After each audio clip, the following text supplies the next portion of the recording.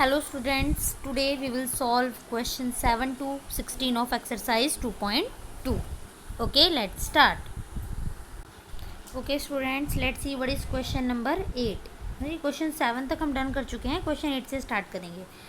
Divide 7750 by 17 and check the result by division algorithm. Okay, let's see.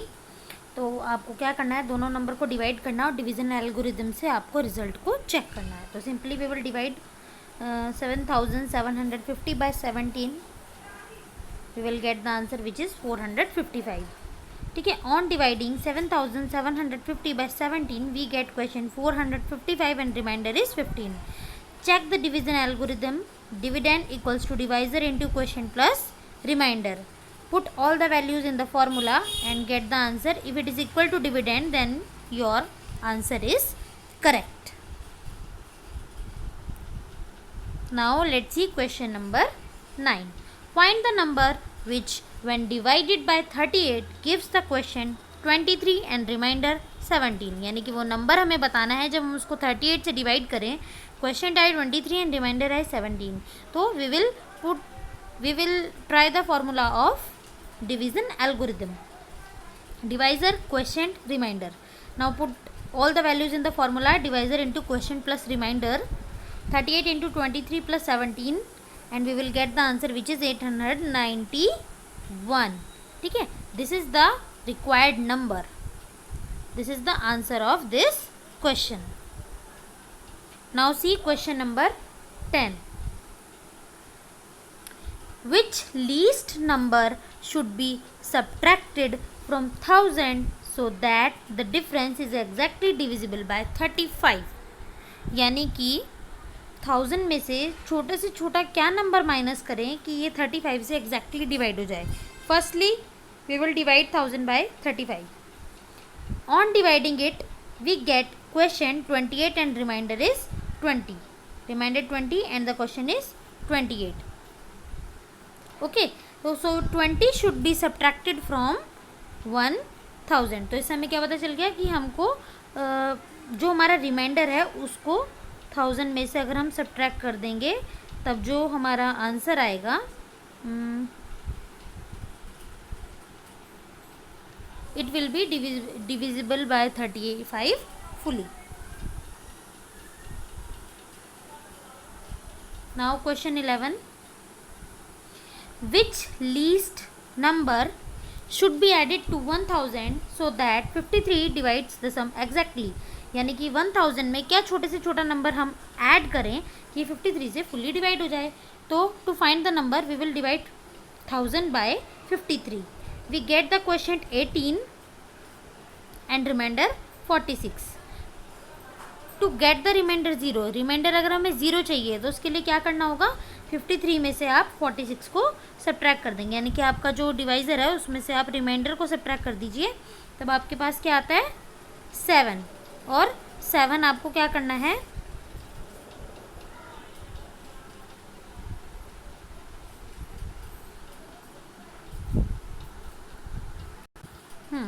तो यानी कि हम क्या करेंगे, अपने डिवाइज़र में से रिमाइंडर को माइनस कर देंगे. जब आएगा 7 तो आपको 1000 में वही नंबर ऐड करना है. यानी कि 1000 plus 7.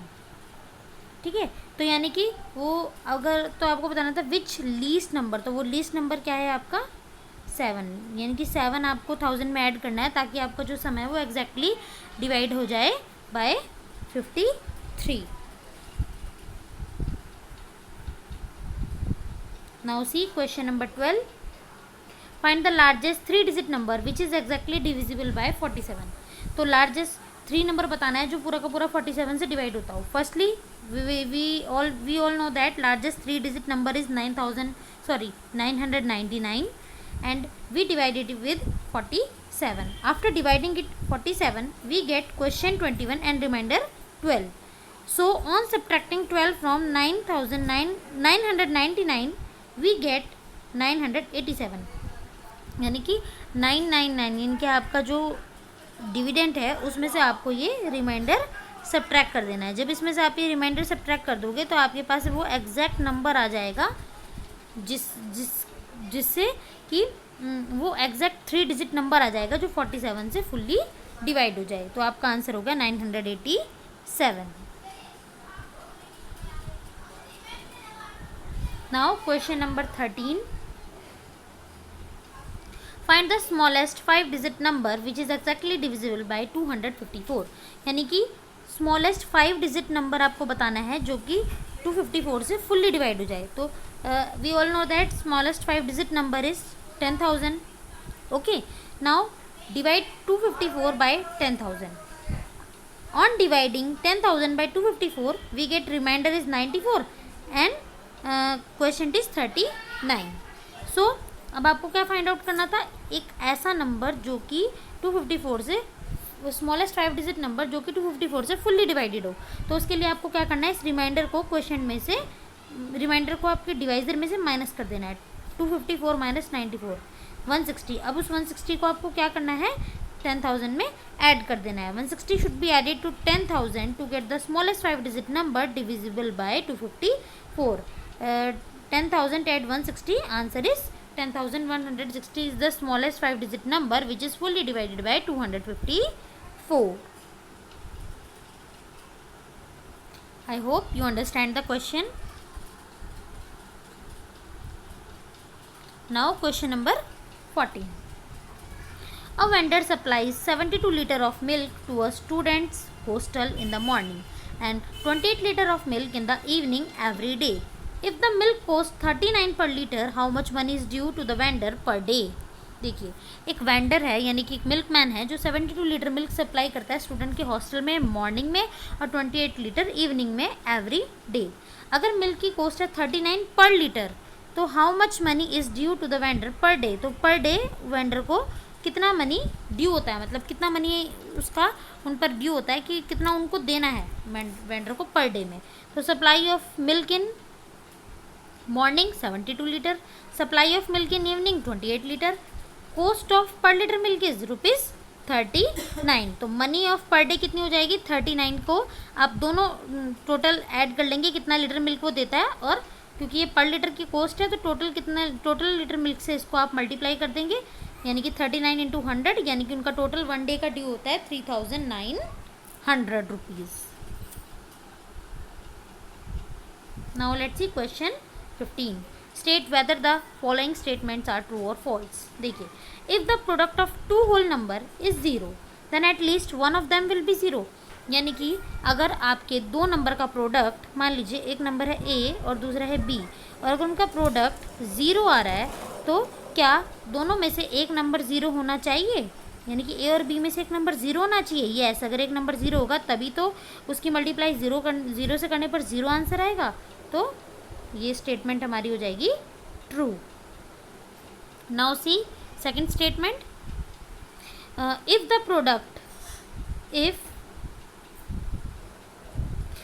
Product of two whole number is 1, then each of them must be equal to 1। यानी कि अगर दो नंबर का प्रोडक्ट आपका 1 आता है, देख लीजिए A into B equals to 1, ठीक है, टू नंबर का आपका प्रोडक्ट 1 है, तो then each of them must be equal to 1। ये दोनों में से एक, ये दोनों को ही 1 के इक्वल होना चाहिए। हाँ जी, क्योंकि जब 1 इंटू 1 करेंगे तभी तो आंसर 1 आएगा, 1 इंटू 5 करेंगे तो 5 आ जाएगा। जब दोनों नंबर 1 के इक्वल होंगे तभी आंसर हमारा 1 होगा। तो ये स्टेटमेंट भी आपकी ट्रू हो जाती है। Now see the third statement, if A and B are whole number such that A 0 के इक्वल नहीं है, B भी 0 के इक्वल नहीं है, देन A B में बी 0। देखिए, अगर A और B दो होल नंबर हैं, ठीक है, और A भी 0 के इक्वल नहीं है और B भी 0 के इक्वल नहीं है, तो A इंटू B 0 हो सकता है? नो, जब दोनों में से कोई भी नंबर 0 नहीं है तब इनका प्रोडक्ट यानी कि A B 0 कैसे हो सकता है? तो this statement is false. Now question 16, replace each star by the correct the digit in each of the following. यानी कि आपको मिसिंग नंबर फाइंड करने हैं। ये बहुत इजी होता है स्टूडेंट्स। तो 6 में से आप ऐसा क्या नंबर सब्ट्रैक्ट करें कि 9 आ जाए? तो 6 में से तो आप कुछ भी सब्ट्रैक्ट करें 9 आ ही नहीं सकता, तो आप क्या करेंगे, बोरो कर लेंगे। यहाँ हो जाएगा 16 और 16 में से कितना माइनस करे कि 9 आ जाए, 16 में से कितना माइनस करे कि 9 आ जाए, तो आप देख लेंगे। 16 में से 9 को माइनस कर दीजिए, 16 माइनस 9 करेंगे तो आपका आ जाएगा 7, तो यहाँ पर आ जाएगा इसलिए स्टार में 7। ओके, नाउ ये 5 हो जाएगा 4, और 4 में से 6 सब्ट्रैक्ट नहीं हो सकता तो ये भी बोरो कर लेगा, 14 हो जाएगा। 14 माइनस 6 करेंगे तो कितना आ जाएगा आपका, 8 आ जाएगा। और क्योंकि ये ऑलरेडी यहाँ से जा चुका है तो यहाँ पर कितना होगा, 2, और कोई आंसर भी नहीं बच रहा है। जब कोई आंसर नहीं बच रहा है तो 2 माइनस 2 हुआ होगा, तभी तो आंसर आया होगा आपका 0, तो स्टार में आ जाएगा 2। सेम एज सेकंड और थर्ड पार्ट है, ये आप बहुत छोटी क्लास से करते आ रहे हैं, मे बी ये मुझे आपको समझाने की ज़रूरत नहीं है, माइंड लगाइए, आपको समझ में आ जाएगा, और इसको खुद से करने की कोशिश कीजिए। Okay students, this exercise is completed. Thanks for watching.